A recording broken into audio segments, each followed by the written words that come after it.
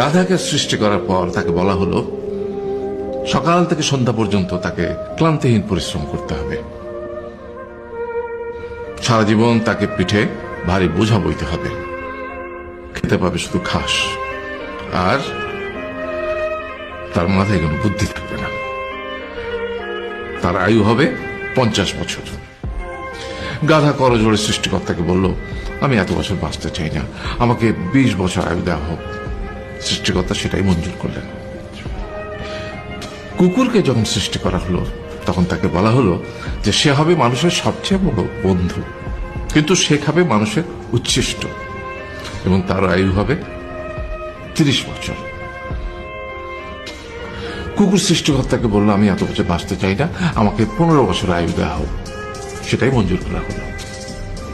এরপর বানরকে বলা হলো, তুমি শুধু গাছের এ ডাল থেকে ও ডালে ঝুল খাবে এবং নানান রকম ফন্দি ফিকির করে মানুষকে আনন্দ দেবে, তোমার আয়ু হবে 20 বছর। বানর বলল, আমি 20 বছর বাঁচতে চাই না, আমাকে 10 বছর দেওয়া হোক। সেটাই মঞ্জুর করা হলো। এবার এলো পুরুষ মানুষের পালা।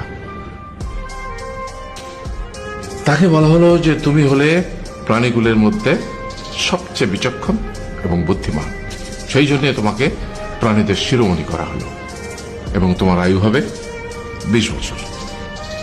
তখন পুরুষ মানুষ বলল, করজোড়ে বলল সৃষ্টিকর্তাকে যে 20 বছর আয়ু অত্যন্ত কম, হে প্রভু, আমাকে ওই গাধার সে যে 30 বছর আয়ু চায়নি সেটা আমাকে দেয়া হোক।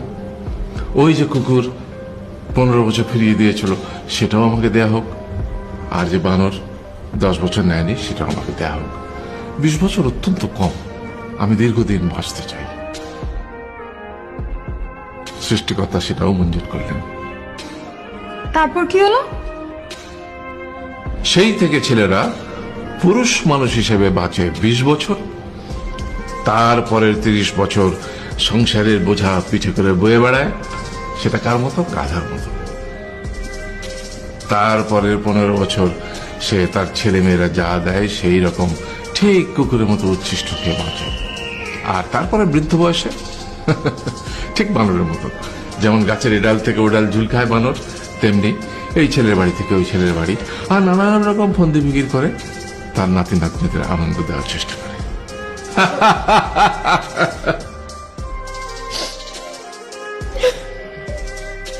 আরে